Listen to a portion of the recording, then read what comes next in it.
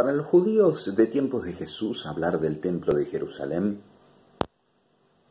era mucho más que hablar de un edificio en el cual se lanzaban hacia el cielo los clamores y las oraciones y las alabanzas del pueblo al Dios de Israel, al Dios que había acompañado al pueblo a lo largo de toda su vida, al pueblo elegido, al pueblo que supo conocer en un momento de su historia una monarquía, un palacio y un templo construido en tiempos de Salomón, allá por el año 900 a.C., templo que más tarde va a ser destruido por los babilónicos en el año 587 a.C., y templo que va a ser reconstruido por Nehemías y Esdras, el sumo sacerdote de tiempos de judaísmo, allí por el año 515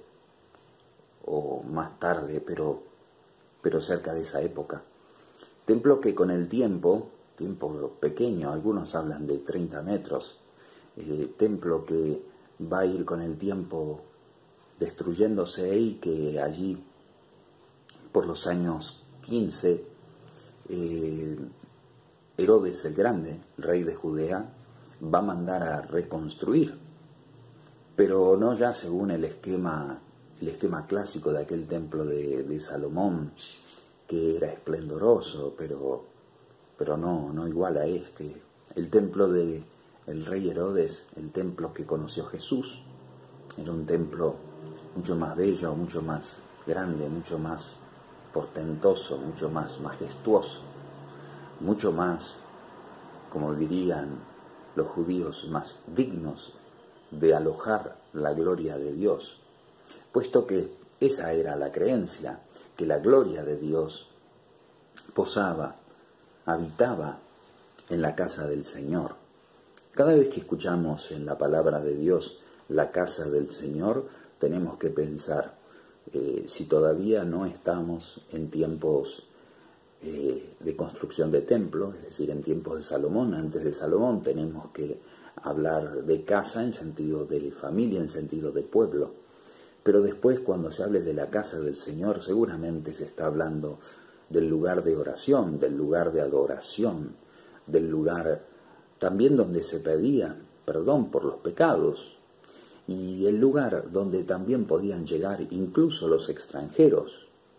Pero tenemos que tener en cuenta que era un centro no solamente religioso, era el corazón religioso del pueblo de Israel, de ese remanente fiel, de esa dinastía davídica que Dios prometió mantener a lo largo de la historia. Recordarán aquella promesa de construir el templo que Dios le hizo a David, pero que luego se tuvo que trasladar a su hijo Salomón.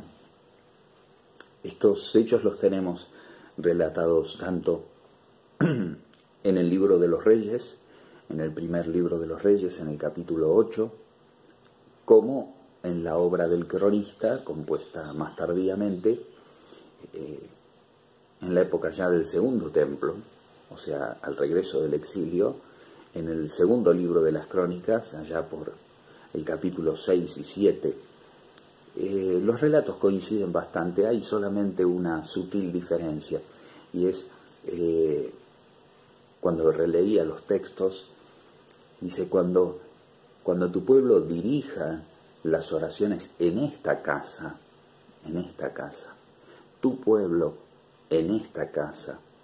Esa expresión en esta casa se refiere al libro de los Reyes, porque en ese momento, según las tradiciones, existía todavía el templo que había construido Salomón, ese templo que se consideraba firme y estandarte de la religiosidad de Israel, del pueblo de Israel, que logró unificar también bajo las armas y sostener en paz el rey David y en firmeza.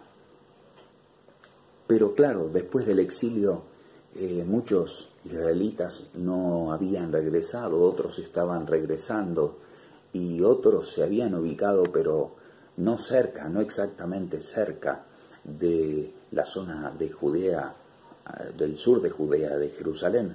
Entonces el libro de las Crónicas dice, todas oraciones que se dirijan no en esta casa, sino hacia esta casa, puesto que estaba la creencia de que si alguien no podía llegarse al templo de Jerusalén, o sea, al construido después del retorno del exilio en Babilonia, aquel que dirigía su mirada hacia el templo ya de alguna manera entraba en comunión con la presencia del Señor que se encontraba en ese lugar. El templo es una institución, para decirlo de alguna manera, que corrió distinta suerte a lo largo de la historia del pueblo de Israel. Por algunas tradiciones bíblicas es un lugar necesario, un lugar querido por Dios para encontrarse con su pueblo, un lugar en el cual, a diferencia de todos los templos paganos, de los muchísimos templos paganos, sería como un fiel reflejo del Dios uno. Por eso templo había uno, en Jerusalén había un solo templo, siempre hablamos del mismo templo, un solo Dios, un solo rey en su momento, un solo reinado. Por eso luego de la división de los reinos a la muerte de Salomón se disputaban cuál era el reino legítimo, si el reino del norte en Samaria o el reino del sur, cuya capital estaba en Judá, en donde estaba el descendiente del rey Salomón, Roboam. En el norte estaba Jeroboam, un general del ejército, algunos dicen también un familiar lejano, pero la cuestión es que el templo quedó en el reino del sur, quedó en Judá, quedó en Jerusalén. Y había solamente un lugar, un sitio, una casa tenía el Señor. Un solo Señor, un solo pueblo, una sola monarquía, una sola ley, un solo templo, una sola casa, un solo lugar donde dirigir las oraciones para entrar en comunión con la gloria de Dios. Porque Dios es uno y su gloria, que es su impronta, su manifestación, el brillo y el esplendor de su presencia, que precede a su santidad como atributo de Dios, también es uno y único, único en gloria, único en santidad, único en soberanía, único en grandeza. Un templo. El templo corrió distinta suerte, sobre todo en tiempos de su construcción. Las tradiciones coinciden en vincular la presencia del Señor con su pueblo, aquí en este templo sobre todo, si este templo le era fiel. El Señor había prometido la tierra de Israel por fidelidad, y también luego esa promesa se trasladó al templo. La permanencia entonces pasó a ser la permanencia en la tierra y la permanencia del templo en la tierra, en esa tierra prometida, en esa tierra dada. El templo era el corazón de la ciudad y era signo de no solamente la presencia de la gloria de Dios, sino que también era signo de prosperidad, signo de prosperidad y de prosperación, signo del futuro, puesto que si Israel estaba haciendo las cosas bien, el templo iba a mantenerse en pie e iba a quedar como signo ante las naciones, signo de belleza, signo de poder.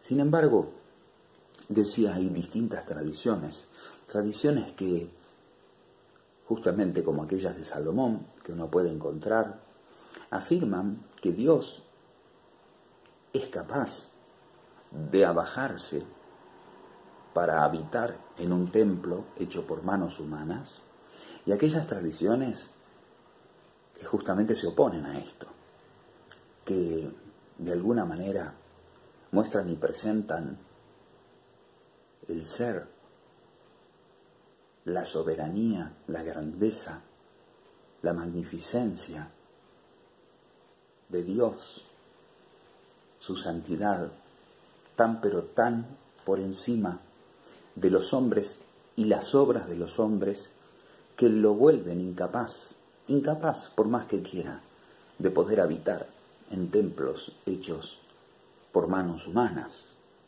No hay nada que el hombre pueda hacer que pueda de algún modo contener la gloria de Dios. Por supuesto que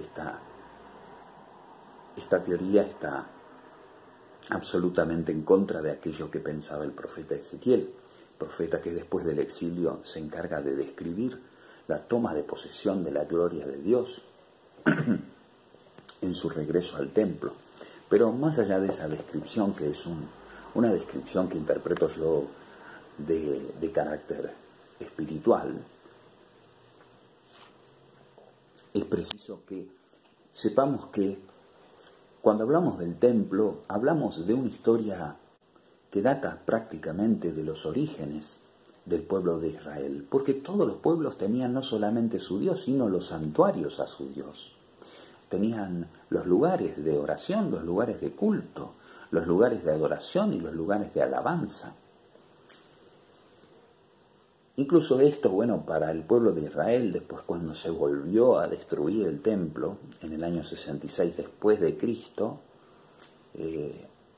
destrucción del templo que de alguna manera Jesús también adelantó en los capítulos 24 de Mateo, 13 de Marcos y 21 de Lucas. Nosotros vemos que significó demasiadas cosas. Fue verdaderamente un lugar de encuentro.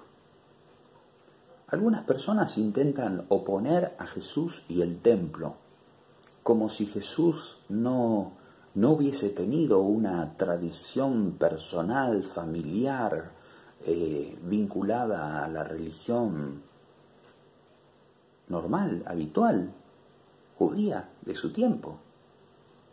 Jesús, desde pequeño, con sus padres, María y José, eran llevados al templo de Jerusalén. Recordarán que en el 12º año, cuando cumplió 12 años, en esa Pascua que fueron a Jerusalén, esa inolvidable Pascua para María y José, se perdió en la caravana y lo encontraron en el templo. Y decían, no sabían que debo ocuparme, ¿se acuerdan?, de los asuntos de mi padre. Hay otra versión que traduce, otros manuscritos contienen la palabra, no sabían que yo debo estar en la casa de mi padre. La casa de mi padre es el templo. Es decir, que Jesús en ningún momento tuvo una relación con el templo que se podía considerar mala. Jesús consideraba el templo un lugar genuino de oración. El problema no es el templo. El problema no son los edificios. El problema son los que habitan los edificios. El Señor acompaña al hombre, y donde esté el hombre va a estar el Señor. Y donde haya un corazón creyente, va a estar el Señor. Y donde haya un corazón humilde y humillado, ahí va a estar el Señor. Dice el profeta Isaías en el capítulo 66, versículo 1. El Señor dijo así: el cielo es mi trono, la tierra la tarima, el estrado de mis pies. ¿Dónde está la casa que me habrán de edificar? ¿Dónde está el lugar donde yo voy a descansar, a reposar? Mi mano hizo todas estas cosas, y así todas estas cosas fueron, dice el Señor. Pero miraré a aquel que es pobre y humilde de espíritu, y que tiembla ante mi palabra. Esta es una de las tradiciones que mencionábamos recién, que no mantienen mucha simpatía ante el edificio, pero que quieren conservar una espiritualidad en el pueblo mucho más profunda. Verán, dice, miraré a aquel que es pobre y humilde de espíritu, y que tiembla ante mi palabra, que se conmueve ante mi palabra. Y uno dirá, bueno, pero ¿por qué esta oposición?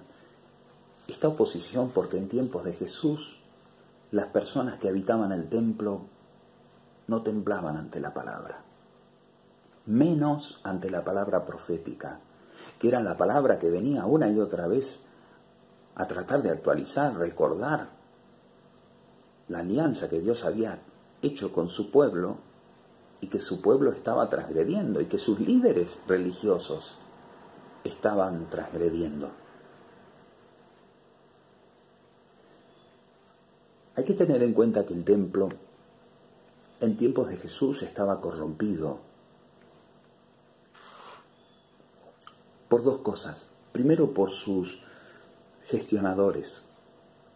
La casta, para decirlo de alguna manera sacerdotal, a nivel político sabemos que estaban manejados por el Imperio Romano a través de la dinastía Asmonea, ¿no? El hijo de Herodes el Grande, de Antipas. Pero a nivel espiritual, los líderes religiosos del templo de Jerusalén, como pésimamente algunos afirman, no son los fariseos, son los saduceos, otra clase social, otra casta. Los saduceos, tal como se produce una disputa en el libro de los Hechos de los Apóstoles, allí en el capítulo 23, versículo 7, van a encontrar con justamente una discusión a propósito de San Pablo, de la predicación de San Pablo entre los fariseos y los saduceos. Y allí se dice, porque los saduceos, aclara Lucas en Hechos, dice, los saduceos no creen ni en la resurrección, ni en los ángeles, ni tampoco, nosotros lo sabemos, en los profetas, ni en los demás escritos. Ellos solo consideraban palabra de Dios lo que llamamos nosotros la Torá en sentido estricto, es decir, el Pentateuco, los primeros 5 rollos, es decir, Génesis, Éxodo, Levítico, Números y Deuteronomio. Solamente eso para ellos era escritura sagrada, para los saduceos. Claro, todos los textos estos proféticos que estamos leyendo, para ellos no tenían significado. Para ellos lo importante era solamente el pacto y la alianza hasta la entrada de la tierra, lo cual les permitía, por supuesto, imagínense, tener una religión bastante libre a estos saduceos, ¿no? Y por eso eran acusados muchas veces por los profetas de inmorales, ¿no? Pero además, espiritualmente, ellos no tenían una visión a futuro trascendente, como por ejemplo la familia de los macabeos, como los fariseos, también otra familia, bueno, de allí proceden, dicen algunos, también esta secta judía muy piadosa y muy aferrada a la ley, a los profetas y a todas las tradiciones, que querían de alguna manera guardar la riqueza de la fidelidad a la ley. Los saduceos no. En el templo no había fe en la resurrección. En el templo no había fe en la presencia angélica, en la presencia de Dios en la tierra. Por eso en la tierra se podía hacer cualquier cosa, igual que en el templo. Pero no solamente el templo estaba corrompido, sino que el templo estaba además corrompiendo la religión, que si uno lee los textos del libro de los Reyes o del libro de las Crónicas, va a ver que atentan contra una cláusula especial, y es que los extranjeros también van a poder ir a ese templo. Por eso ellos crearán en el último templo, ya en tiempos de Jesús, habrá un atrio especial para ellos. Está el templo de los gentiles, un atrio, dije mal, atrio de los gentiles, donde se podían reunir todas las personas que venían de afuera y que no eran judíos ortodoxos, no tenían permiso para entrar en el atrio de los israelitas de primera línea, porque estaban impuros, pero podían llegarse al templo. ¿Qué pasa? Con todo este sistema de cambio, a propósito de las fiestas más importantes del pueblo, se impedía el acceso y la cercanía del extranjero y del pagano al templo. O sea, de las demás naciones, cuando venían a Jerusalén a celebrar la fiesta o realizar algún sacrificio, no podían entrar. Como algunas iglesias o santuarios nuestros, que uno va y se encuentra tantos puestos, tantas puesterías, que uno no puede llegar al templo. Por tanto, también impedía y entorpecía la adoración de la gente pobre y humilde. Por eso acá decía el profeta Isaías en el capítulo 66, yo estoy con el pobre y yo estoy con aquel que tiembla ante mi palabra. Como decir, yo estoy con aquel que cumple la palabra de Dios, no tanto que va a realizar sacrificios de primera línea todo el tiempo y cree que sigue. Isaías 66 después sigue, aquellos que me sacrifican bueyes, que me sacrifican chivos, no me importan, no van a ser escuchados más por mí, porque son unos adúlteros, unos infieles, y hacen cualquier cosa, menos cumplir la voluntad de Dios. Entonces, todo esto se va un poco sumando como contexto para el texto que queremos presentar hoy.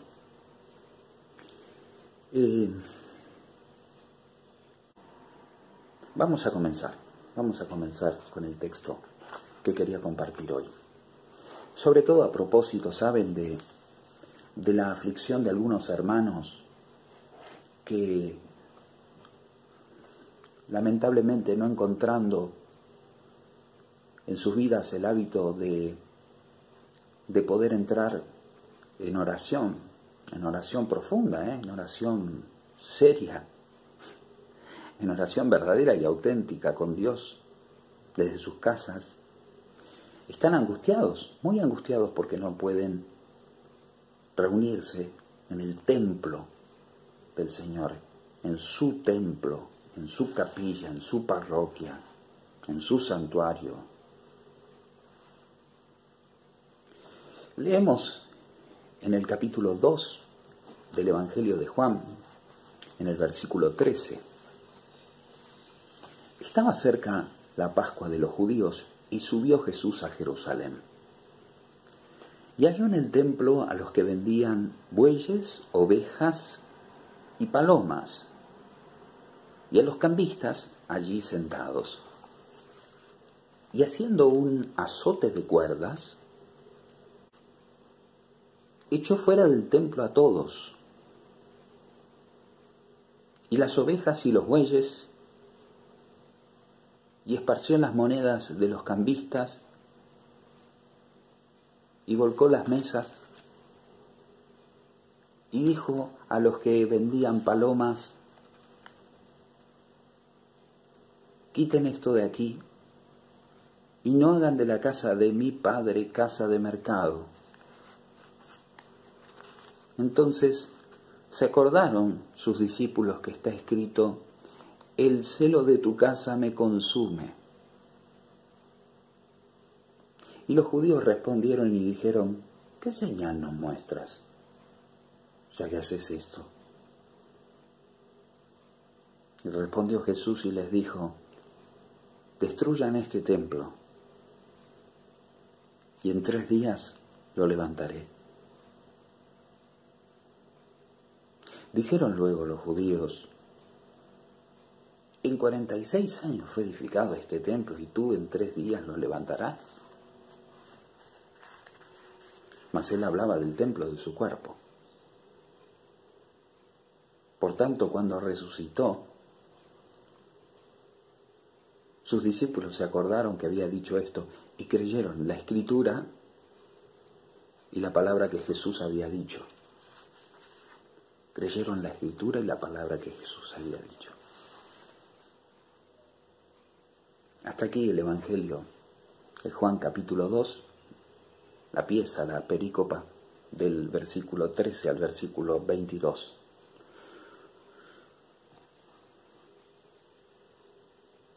Estaba cerca la fiesta de la Pascua de los judíos y Jesús subió a Jerusalén.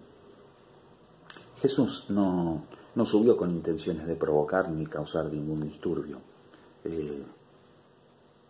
Jesús subió con intenciones de anunciar el Evangelio, de anunciar la palabra.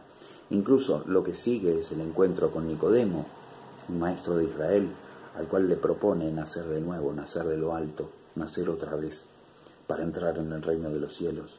Jesús va a anunciar el reino de Dios, pero va a la casa de su padre en Jerusalén.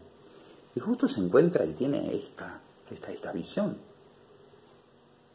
Pero no se olviden que el judío medio, no solamente sabía las Escrituras de memoria, sino que en el caso de Jesús, vaya a saber de qué manera tenía rumiadas las Escrituras, la palabra de Dios, siendo Él mismo Dios. Es decir, en su conciencia humana, de qué manera tenía interpretada la palabra de su Padre.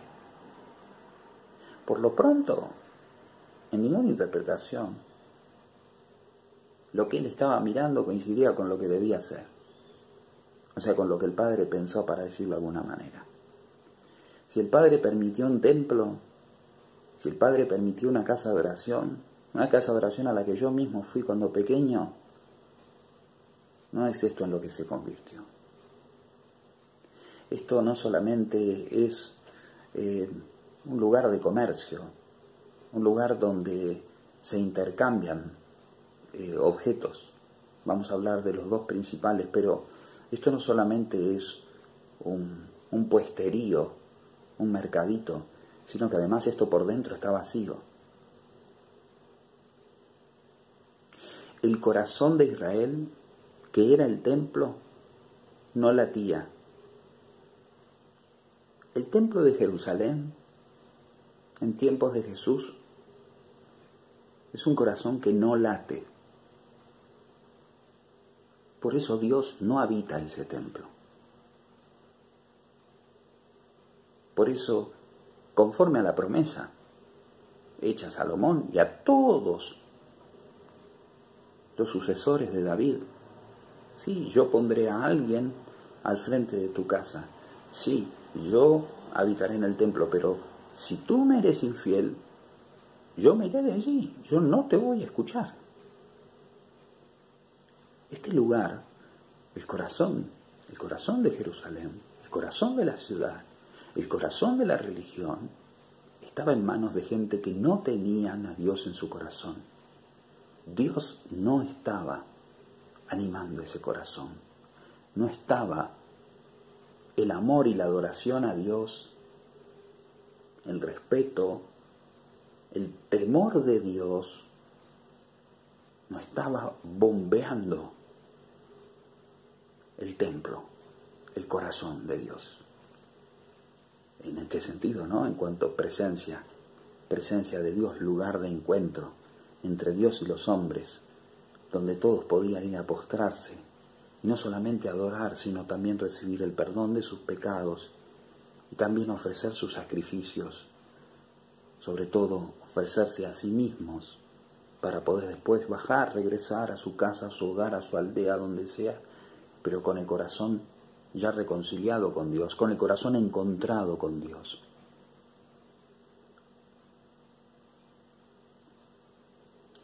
Jesús halló en el templo a los que vendían y a los cambistas. Lo que vendían, bueyes y ovejas, claro, para los sacrificios, ¿no? Los sacrificios importantes, los bueyes para gente de plata, ¿no? Para los grandes pecados y pecadores. Las ovejas, bueno, para el pecador común y habitual. Y las palomas, o las tórtolas, o pichones,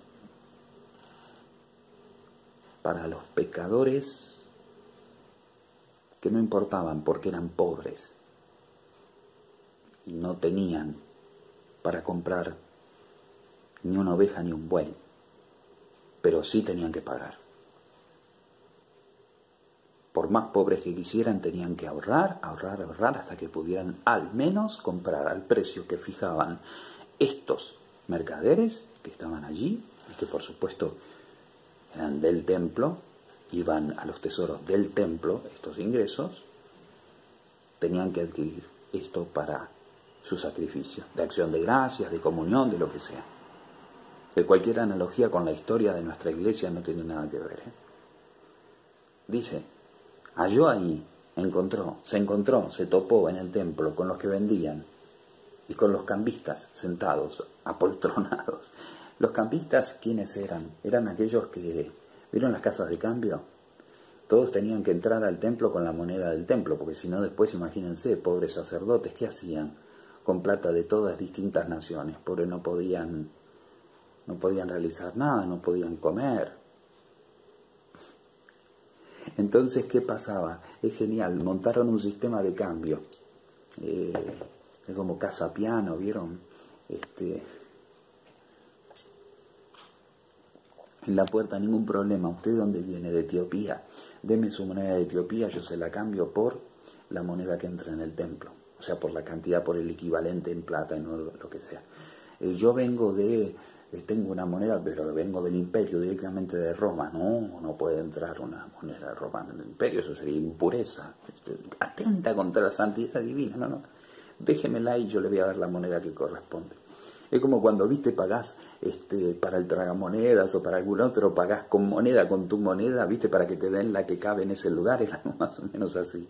Y el otro, imagínate las arcas del templo mientras tanto llovían. O sea, hablar de los cambistas eran una cosa, no tiene nada que ver con los publicanos, esto es otra cosa, ¿no? Los publicanos no tienen nada que ver, los publicanos eran una institución que se creó en tiempo de los sátrapas persas para recoger los impuestos, el dinero de los impuestos para el imperio de turno, el gobierno opresor de turno. No tiene nada que ver, Un publicano era algo mucho más digno, se podía ser judío y publicano. De hecho, fíjense el caso de Mateo, de Leví, el discípulo de Jesús, era publicano, no tiene nada que ver esto con estos cambistas del templo. Estos eran empleados del templo, digamos. Y entonces, bueno, dice, haciendo un azote de cuerdas. Miren, se supone que haciendo un azote de cuerdas, haciendo un látigo, una especie de, digamos, como de... Uno no se imagine algo flácido, imagínese algo más bien consistente, ¿no? Hecho con cerdas, con fibras. Algunos dicen que con plantas muy gruesas, ¿no? Y grandes. No imagínense un latiguito para pegarle a alguien, sino algo como para arrasar, ¿no? Como en todo, como si fuera una rama de palmera, vaya a saber. O una... ¿Cómo sería? Una caña, algo así. Bueno, hizo un azote, ¿de acuerdo? Hizo un azote de cuerdas, y uno se imagina, se lo leía ayer a mi esposa a la noche, y le decía, Nuri, pero si echó fuera del templo a todos, es porque en algún momento estuvo adentro, y de adentro los echó. Así que imaginémonos que Jesús entró al templo con ese azote, y ya sacó para todos. Pero dice, y echó fuera del templo a todos. O sea, vació el templo. Y las ovejas y los bueyes. O sea, impidió que se realizaran cualquier tipo de sacrificios. Y además esparció las monedas de los cambistas. Y volteó las mesas. Hizo un desastre. O sea, echó a los que estaban ahí adentro. Impidió que se realizaran los sacrificios. Impidió que se realizaran los cambios de moneda. O sea, les arruinó todo el sistema, básicamente. Y dijo, escuchen esto, dijo a los que vendían palomas, quiten de aquí esto. ¿A quiénes le dijo? A los que lucraban con los pobres,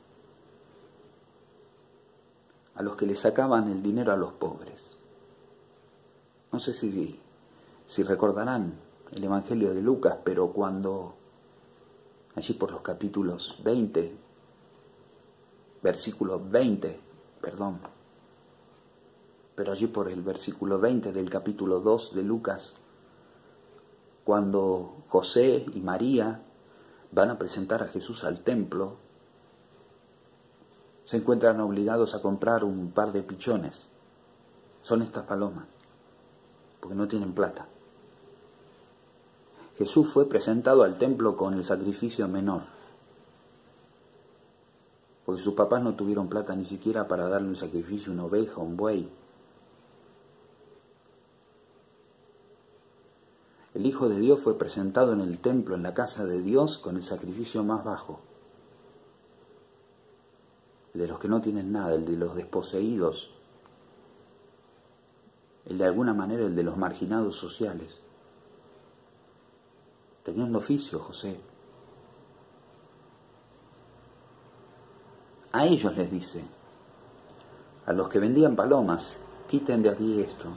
No hagan de la casa de mi padre casa de mercado. No hagan de la casa de mi padre una casa de mercado, una casa de comercio.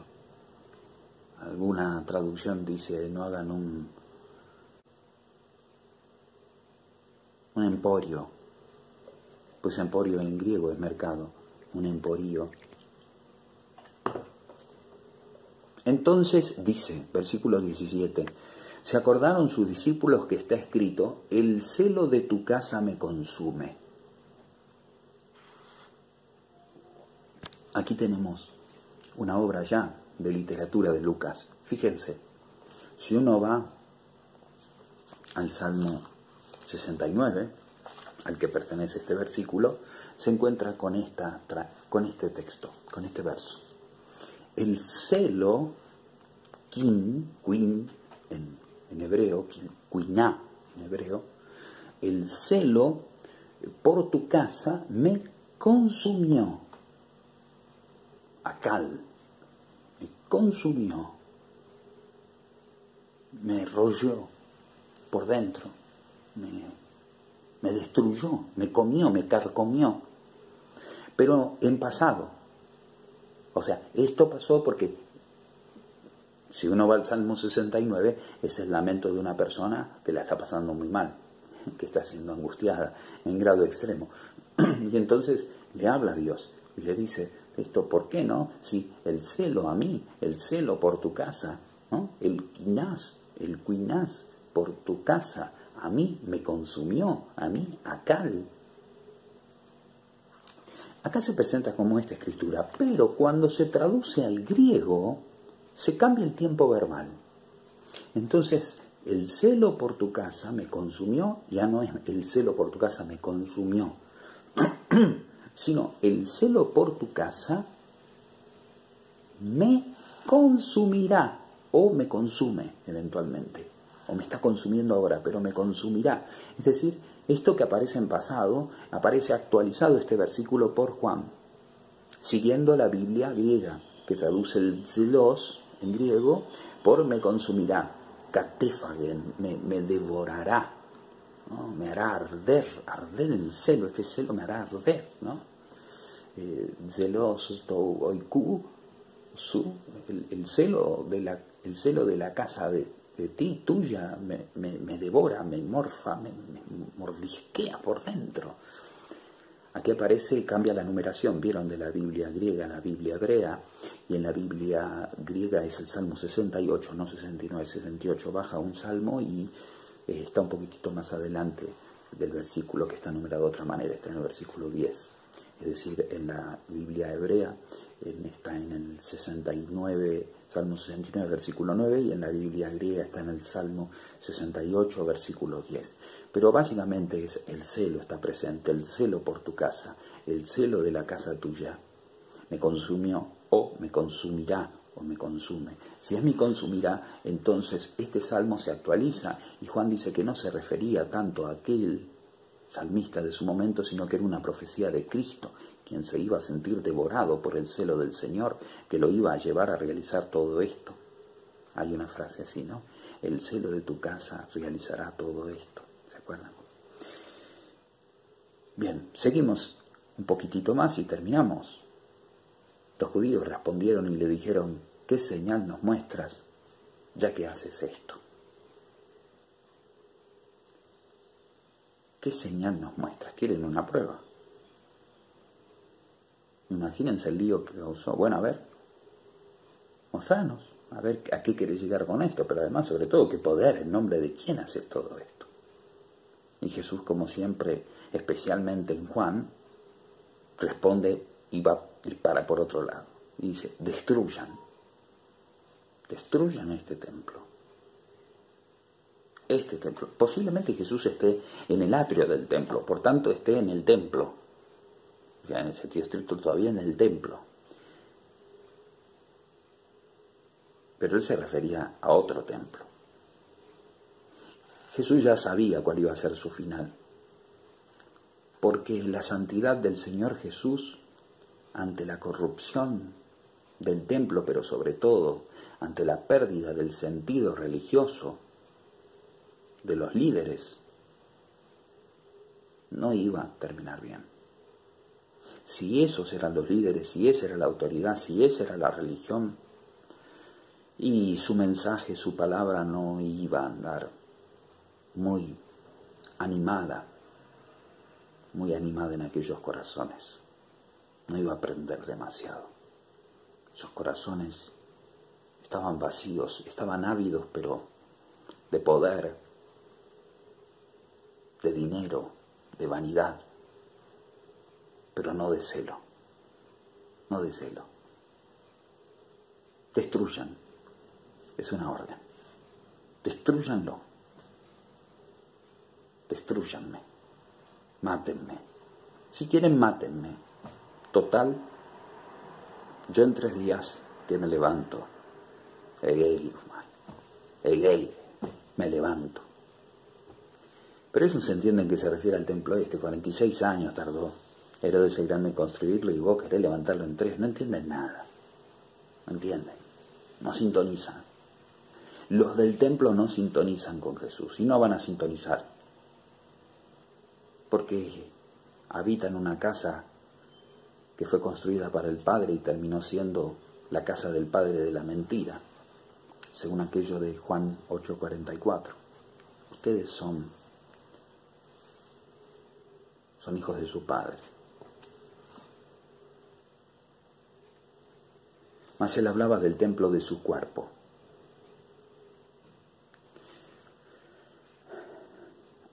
Me dediqué al comienzo de esta charla de hablar del templo para que quede bien claro que era una institución el templo y sobre todo, de alguna manera, la puerta al cielo, y no solamente la puerta al cielo, la escalera al cielo, sino además que era el lugar, el medio por medio del cual Dios daba su bendición, daba su prosperidad, por medio del cual Dios daba su gracia, su favor, su protección, su bendición, su justicia. A partir de este momento, a partir de que Dios encarnado se hace presente en la historia, irrumpe en la historia del pueblo, se va a construir el Hijo, la carne del Hijo, el tabernáculo, como dice Juan 1:14, el Verbo se hizo carne, asumió carne y tabernaculeó entre nosotros, puso su tabernáculo, puso su tienda de encuentro. Ahora referimos a toda la tradición del Éxodo. Fíjense, todo lo que está aquí, encerrado en este Evangelio, será la tienda del encuentro. Ya lo había adelantado en el prólogo Juan. A partir de ahora, aquel que quiera encontrarse con Dios va a tener que hacerlo, pero en la persona del Hijo. El Padre es Espíritu, ¿recuerdan? Juan 4. Y aquellos que lo adoran deben hacerlo, adoran, dan culto, deben hacerlo en espíritu y en verdad. Esos son los adoradores que quiere el Padre. Como aquellos que hablaban a Isaías 66, los pobres y los humildes, ante los cuales que tiemblan, los pobres y humildes que tiemblan ante la palabra del Señor y la cumplen, porque tienen temor por esa santa palabra y tienen ansias en su corazón de cumplirla y de llevarla a cabo, a partir de ahora cambia el lugar de encuentro. Allí no puede habitar Dios. Ese es un corazón sucio. Ese es un corazón que no puede alojar a Dios, ese templo así. No. Pero sobre todo tenemos la carne del Hijo. Y es la carne del Hijo la que va a ser el objeto de la justicia de Dios. Claro, nos olvidamos porque lo vemos allí caminando por las calles de Jerusalén, por las calles de Galilea. Lo vemos sin ropa sacerdotal, sin ropa levita, sin ropa rabina. Lo vemos vestido casi normal, como si fuese un laico, con su grupo de amigos, de discípulos de acá para allá. No tiene sinagoga. Y uno cree que es un hombre, nada más. Y no sabe que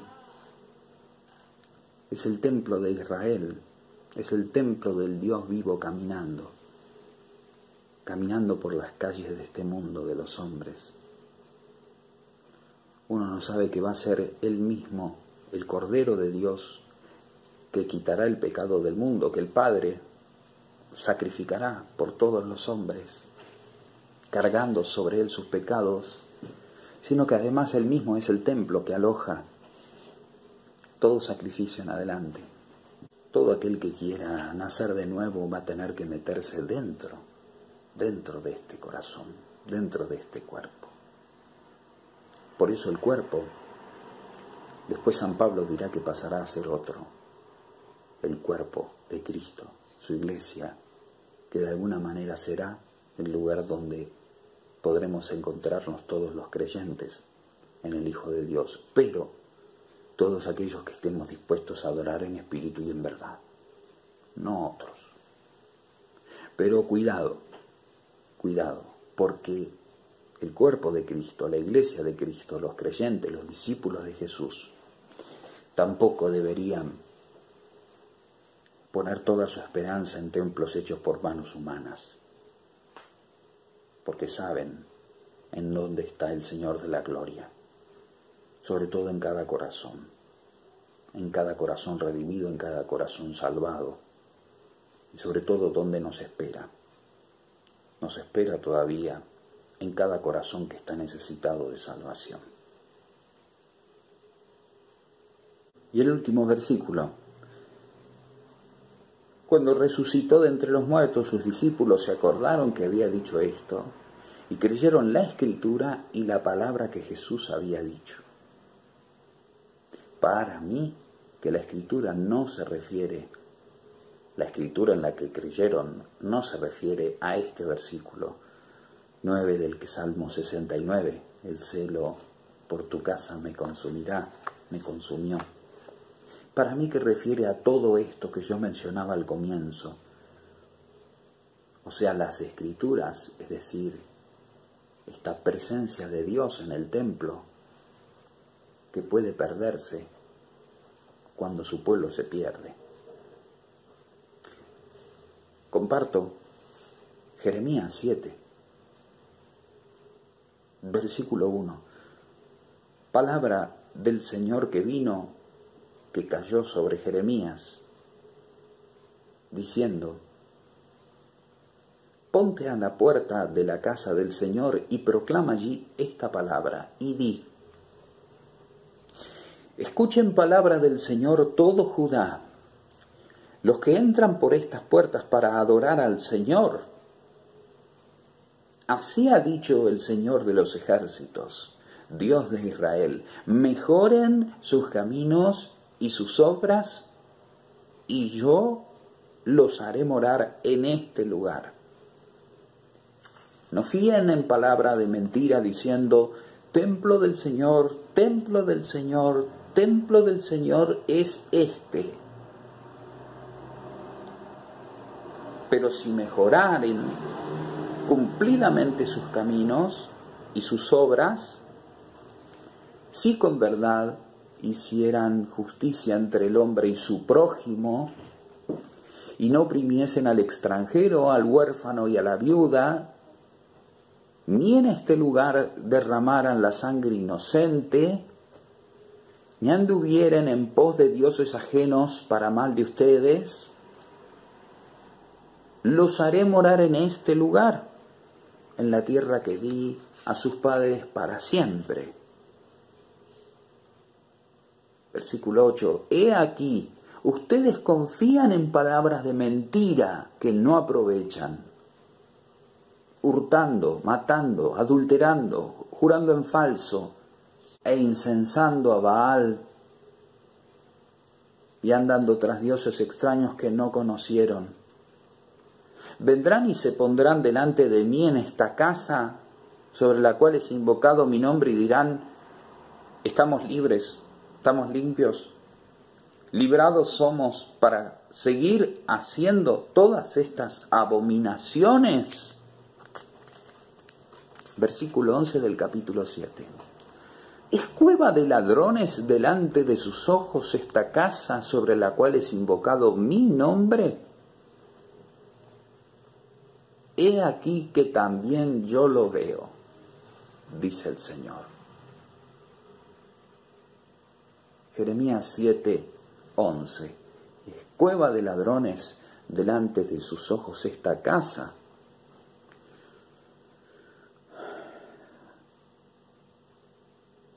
¿Cómo andamos por casa?